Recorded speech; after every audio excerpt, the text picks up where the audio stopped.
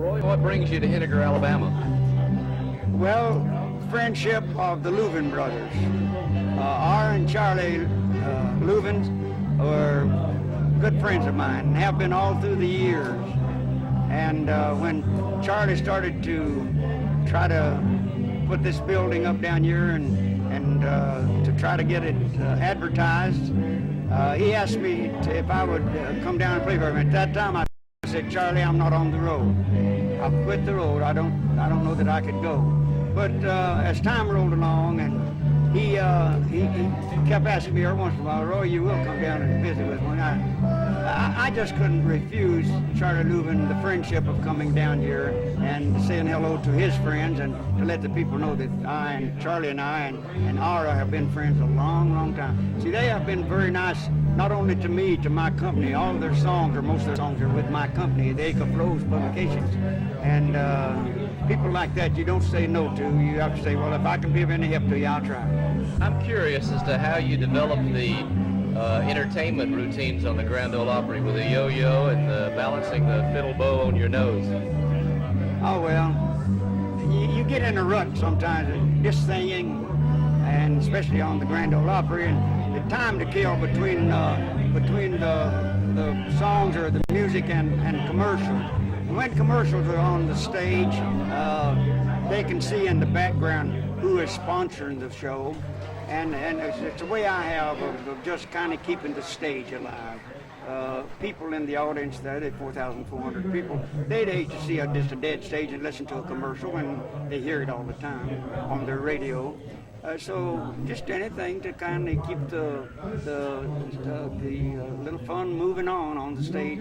That's what I try to do. That's how I started. Now, you have a lot of fans in and around Chattanooga, and they know you as the king of country music. Who gave you that nickname? Dizzy Dean. And I was playing in Dallas, Texas many years ago, and Dizzy Dean and Gene Autry visited my show, and the crowd there tore the front gates down, and there wasn't boys and girls that like to tear them down today. They were grown people, and Diz and Autry, they just couldn't believe their eyes of what they were seeing. And I went out and begged them to not do that, but they come in anyway. They just tore the gates down. And when I got on stage, I introduced the both of them on the stage. And when I did, Dizzy Dean, in his boastful way, he's a great person. I always had a lot of love for him. He said, ladies and gentlemen, it's always a pleasure to be on the stage with the king of the hillbillies. And back then we were called hillbillies, and we were proud of it. And I'd be proud today to be called a hillbilly. I'm not too country anyway. I'd like to go back into the mountains and sing mountain songs and plain old hillbilly songs as far as Roy Acuff's concerned. How do you like living on the campus of Opryland?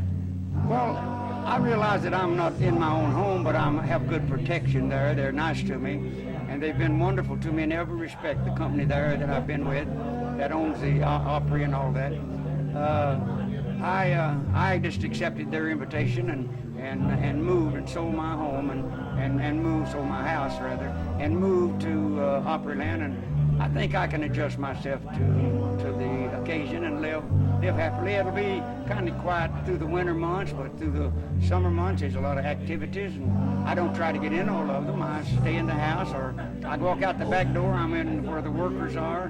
When I walk out the front door, I'm where the people who come to visit Opryland, and I can go either door I want to and be happy.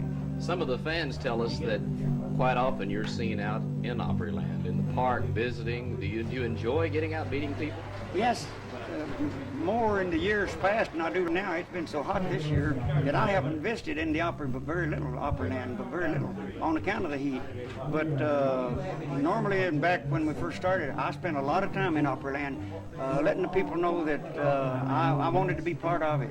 And I'm very proud of Opryland. To me, it's a beautiful place to visit. What do you see as the future of the Grand Ole Opry? What's that? What do you see as the future of the Grand Ole Opry? Well, that's up to the management. That's up to the management altogether. It can go wild if they want to let it go that way, or they can calm it down and keep it a little tamer than it is now. It's a little bit too wild for me right now. Some of it is, but I go along with it. I don't fuss about it. I go along with the times. I believe in progress. but I don't want to progress too far in country music because I think you possibly get into the other fields of music. Although all musics are good, they all good. I like rock and roll. Believe it, when I sit down just listen to rock and roll, if I can get far enough away till it don't hurt my ear, I don't want in a building with it. Not when they're loud. No, I get outside and listen to it. But my son, as he came up, listened to the Elvis Presley days and all that type of stuff, my wife would buy those records and bring them home. I got used to it listening at home on recordings. But when they visit the Opry, Grand Ole Opry House now, they set up those tremendous large speakers. You can't stay in the building. That building won't last 100 years. It won't last 50 years, and the mortar will start falling out of them bricks. You don't realize how loud them people can really get. It's just damaging to the ear. But that's their business. That's their music. I do mine, and they can do theirs. There seems to be a little trend in the country today as far as country music is concerned, going back to the roots. Acts like Ricky Skaggs, that's more traditional than it is contemporary, isn't it? Yes, if Ricky will stay that way himself. It's a matter of can the recording company control Ricky Skaggs, or can Ricky Skaggs control the recording company? The recording company will get him loud if they can. But if Ricky wants to, he can stay as I've tried to stay. But if he wants to try to sell records, he'll possibly have to go loud. Do you think that there is still a demand for what we know as the traditional style of country music? Definitely there are. Yes, definitely. I get a lot of mail concerning it. And I'd like to see him turn the switch backwards quite a bit. But as I say, that's up to the management, not Roy Acuff. I'm just an entertainer. What do you see as your future? Are you going to continue to play the Opry, or what is the future of Roy Acuff? Well, as long as they want me and I feel like that I can perform, I want to stay with them. I have no idea of retiring because I don't know what that means. I don't know what I would do. I have nothing to do. So if nothing but Fridays and Saturdays nights and then around the Opry, I don't see anything wrong in it, although there's one thing that I do feel that maybe if I would step out of the way, some younger person could step in and maybe really take hold and go and progress farther than I can. But then there are people that come 400, 500, 800 miles, and they'd like to see some of the older ones on the Grand Ole Opry that they've heard their grandparents and their parents talk about. And there's just a few of us left. But that time will take care of that. I remember when you played DuPont's 10th anniversary. Yeah. And got out there and made hamburger back in latter part of the 50s, early 60s. My dad was with them when they had their 10th anniversary. I believe that's the last time I remember you being in Chattanooga. I can't remember when I played. WDOD? Are you WDOD? I was with WDOD. I remember when Grandpappy was down there, Grandpappy Campbell. You're going back before my time. Way before your time. You remember John Totten, Slim Totten? No, is he any relation of... He's in the furniture business now. No. Was Georgie Goebel over there?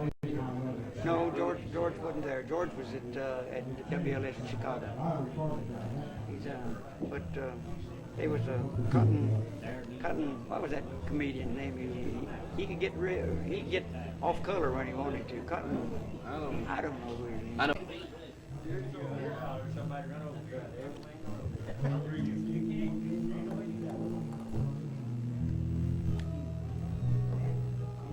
Sometimes it goes crazy.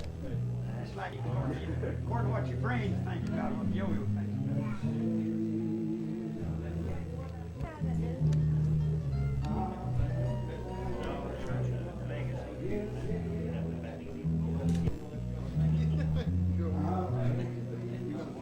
I haven't tried this string out ever.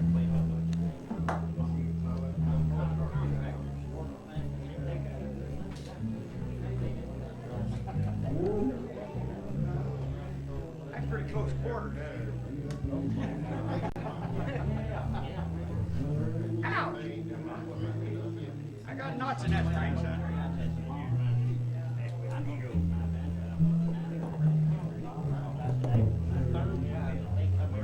Too much holes in the floor. How they ever flood my soul.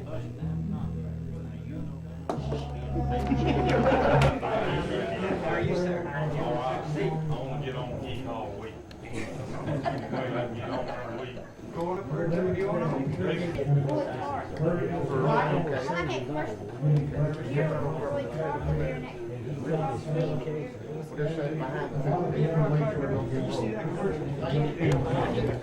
When I go out with that yo-yo,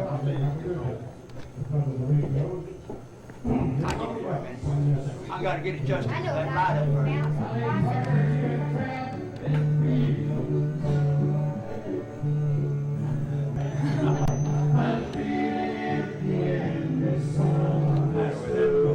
Now you got her.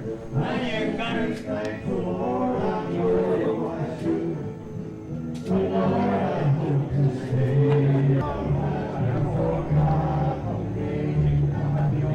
Where'd you go, Clark?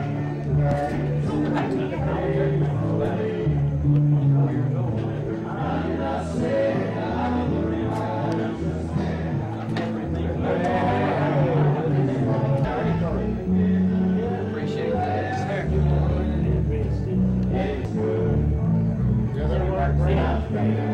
Yeah.